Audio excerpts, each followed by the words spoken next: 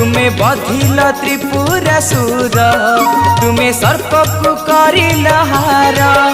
तुम कृपा पाई नई बाली ने तुम कृपा पाई नई बाली ने शिवलिंग टे गढ़िले रामचंद्र जय जय हे जय जय हे जय जय हे बालुकेश्वर